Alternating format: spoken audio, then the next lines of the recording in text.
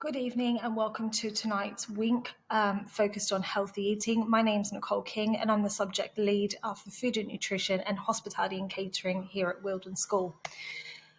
Tonight I'm going to be talking to you about what makes a healthier and also a more sustainable diet. There's 4 areas in particular that we're going to be looking at. The first one being health and talking about different dietary related diseases and how the choices that we make when it comes to food can impact that. I'm going to be talking about nutrition and the specific function that foods play within our diet and what those nutrients actually do for us and why they're important, and also the environment, how our food choices does have an impact on our environment around us. And last but not least, I'm going to be talking about affordability. We all know that the cost of living at the moment is on the rise, and food in particular, we've seen quite a big increase. So there's going to be a few tips tonight that hopefully you might be able to take away with you. What we do need to remember is that there is no one size fits all approach with this. However, there are positive changes that you can make. So if you only take away 1 or 2 points from tonight's session, then that is better than nothing. So it's all about those little changes that we can make that together make a really big positive change. I would also like to note that the resources I am using tonight are from the British Nutrition Foundation. They were part of the Healthy Eating Week, which was celebrated last week, being the 11th annual celebration of this. Here at Wildern, we're really, really proud to be a part of this week, and we hope that this session can sort of extend to the community and also work towards these positive changes. So first of all, why are healthier and more sustainable diets important? Well, the balance of our food that we eat is important for our health and the planet. We know this, it comes hand in hand. So much goes into producing our food and drinks, whether that's water, energy, land and transport. There's some key facts there that you might not be aware of, but 1/5 to 1/3 of all greenhouse gases actually comes from the global food system. And over 2/3 of our global freshwater use also comes from that food system. And 1/3 of the global land area is dedicated to producing our food. So whether that's farming crops like fruits and vegetables, or if it's rearing animals. So some examples then of what actually goes into producing a product. This example here is just for a loaf of bread, something that we might consider so basic, just a staple ingredient that we might eat or use all the time. So within this, we have the land where the wheat is grown and harvested. We have fuel for transporting costs. We have the transport itself, so big lorries transporting across the country to deliver not only just the wheat, but then the flour grains and also the bread being delivered to the different stores. Lots of water goes into making bread, the energy that's used in baking, and then also the packaging. Quite often our bread comes in plastic packaging, so something else that we might need to consider.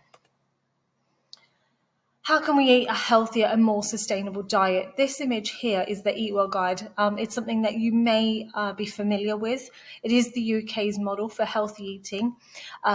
It has been designed to help educate us as a nation on how we can eat a balanced diet. This is a plant-rich style of eating that can also include some nutrient-rich animal-based foods. So if we do have a look at the different sections, the food groups of that Eat Well Guide, you will see the green section is our fruit and vegetables. So quite a large portion, roughly 1/3 of what we should be eating are our fruit and vegetables. And that is matched with our starchy carbohydrates. And you can see lots of different examples there, from bread to pasta, rice, potatoes. Following the Eat Well Guide more closely can also have those environmental and health benefits, as we've just been speaking about. So, for example, if everyone was to follow the Eat Well Guide, we would be looking at lowering greenhouse gases by about 30%. We would also be looking at lowering our water use by roughly 4%. And I think really importantly, it's to reduce those number of new cases of type 2 diabetes, heart disease and stroke, all of which we know are on the rise within the UK population. The areas that we're going to focus on this week or last week during Healthy Eating Week are themes that we can take with us moving forward to try and help make these positive changes. So the first one is a focus on fibre, followed by eating our 5 a day. looking at how we can vary our protein, so both plant-based sources of protein as well as animal, staying hydrated and the importance of making sure we are hydrated, and finally, reducing food waste, which can have that positive impact on our environment. So the first one here that we're going to talk about is fiber, that focus on fiber for meals and snacks. The key point here is to be having more whole grain foods and really trying to make minor swaps of foods that you might eat every day, but actually choose the whole grain variety. So for example, instead of white bread, choosing a brown bread or a multi-grain, multi-seed bread. The reason being is that fiber is associated with lowering the risk of heart disease, strokes, type 2 diabetes, and bowel cancer. Fiber does keep you fuller for longer, and this can prevent snacking, which quite often when we do snack, those snack foods are high in sugars and fats, which can cause or lead to causing some of those diseases I've just mentioned. A plant-rich diet can also help us to increase fiber intake and also helps reduce the environmental impact of what we eat. So thinking about beans, peas, and lentils, all really good sources of fiber. Are there ways that we can incorporate this into our diet? A plant-rich diet can also include animal-based foods such as some meat, dairy, fish, and eggs. And I think that is the important thing to remember, that even if you are eating predominantly more plant-based foods, it's not about taking away animal-based foods, but just looking to find that balance. So here are some examples of various types of whole grain foods. So you can see it comes in varieties of rice, breads, and pasta. You might want to consider how you can save some money with this. So for example, you can buy larger bags of whole grain pasta, your starchy carbohydrates, whether that's rice or cereals. This is quite often a little bit cheaper. They do have good shelf life dates, so they do last for a long time. So therefore, whilst it might be more expensive to initially buy, over the long run, it is cheaper. You can also look at buying own brand canned varieties. So for beans, pulses, lentils, again, canned are just as good as fresh. They all count towards your fiber intake. Our next one that we are looking at is getting at least your 5 a day. This is really, really important, that when we are talking about fruits and vegetables, it's about having a wide variety. And the reason we need a wide variety is so you gain as many nutrients as possible. So it's not about having 5 bananas in one day. It is really mixing it up and making sure you're having 5 different types of fruit and vegetables a day. As I said, they do provide a variety of nutrients with your vitamins and minerals, but they are also a good source of fiber to remember and to have that intake.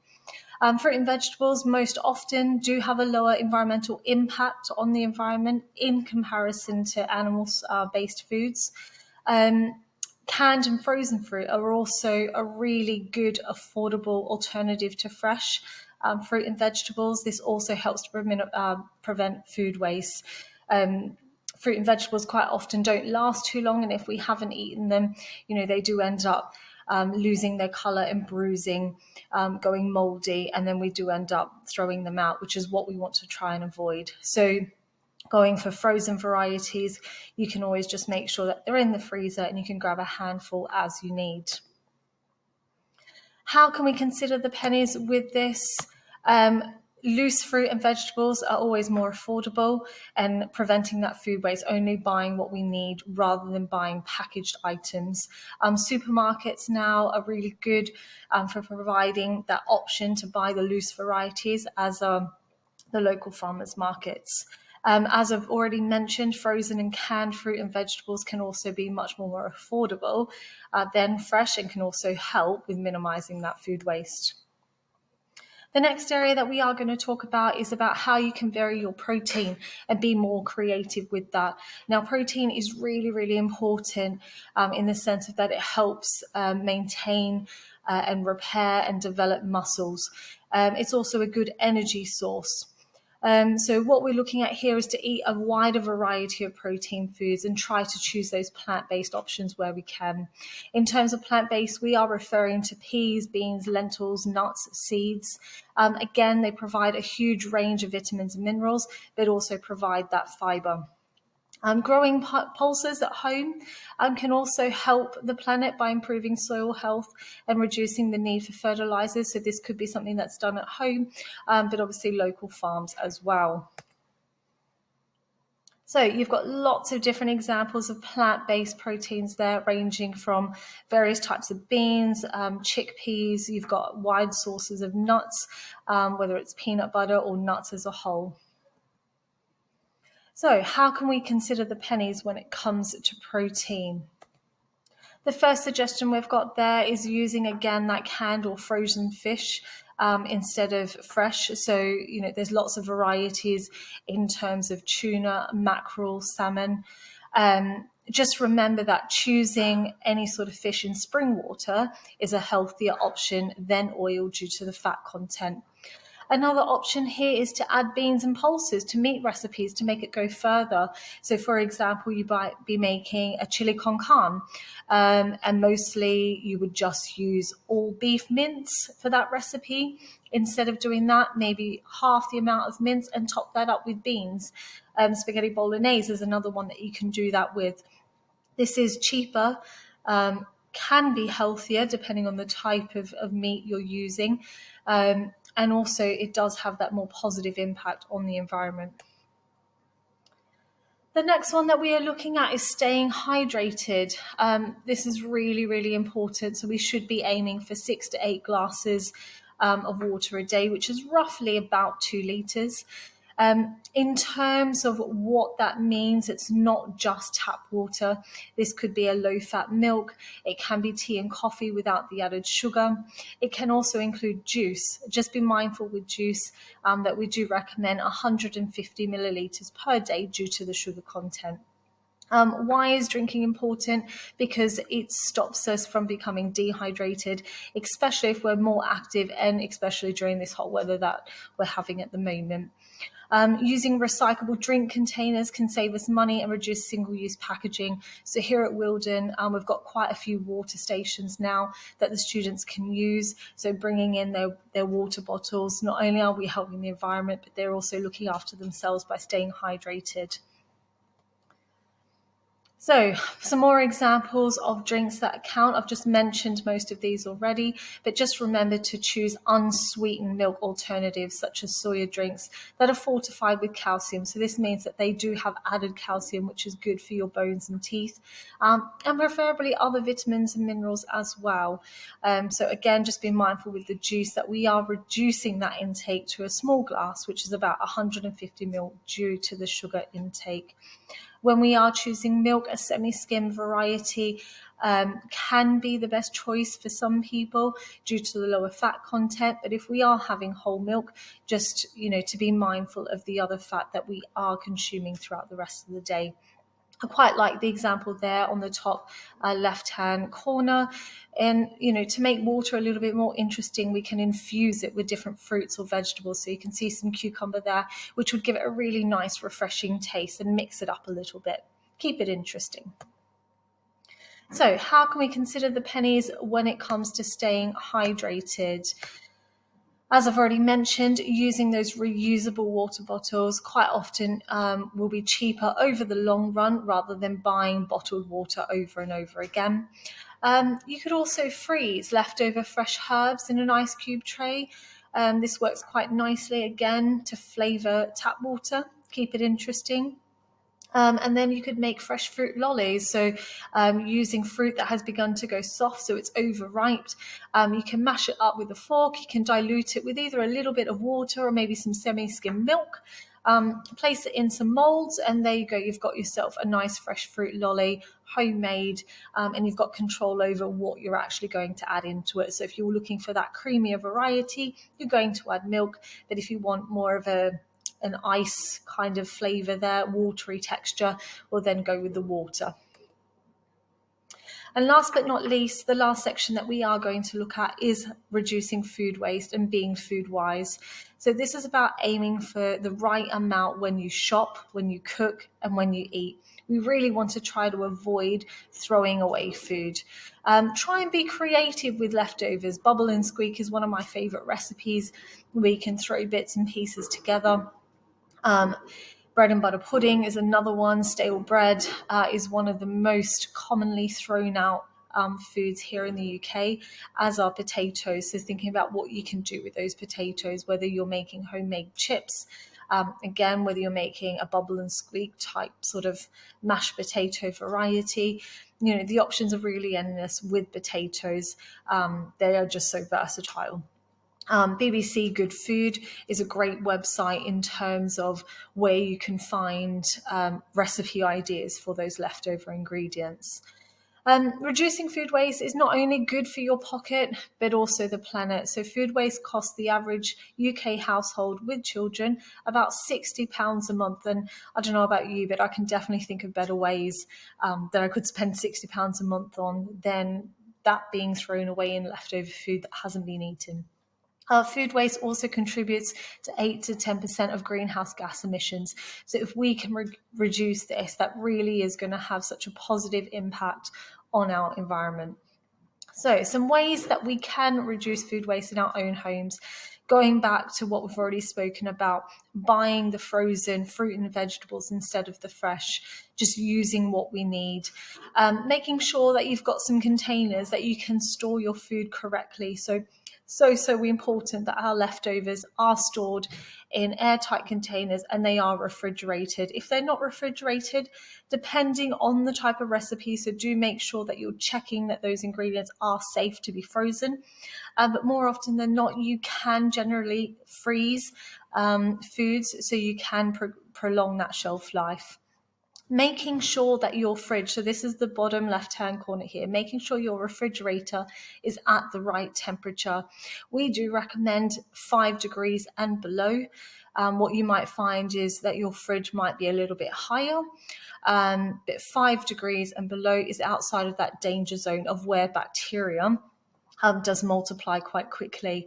So making sure that you've checked your setting, is your refrigerator at the right temperature? And the next one there is writing a shopping list. Before you go to that supermarket, make sure you have all intentions of what it is you're buying, and don't be tricked in by the lovely marketing campaigns to buy, the 2 for 1. Do you really need it? Is it going to be used, or is it going to end up as a waste? The next one there is knowing the difference between our use by and our best before dates. So best before dates, it is still safe to eat food after that date. However, the quality may be slightly reduced. So for example, bread is a food that has a best before date. So you can eat it. It is absolutely fine to eat after that date. However, that bread may become a little bit more stale.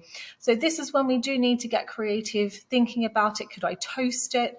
Could I use it for bread and butter pudding? Could I turn it into breadcrumbs? Is there something else that I can do with that bread rather than just throwing it away? Our use by dates, however, that food does need to be consumed before that date. So just making sure that you're aware of the date and you can plan accordingly. And if you're not going to use it before that date, making sure that you freeze it before that date pass. So with meat, you can typically freeze for 6 months.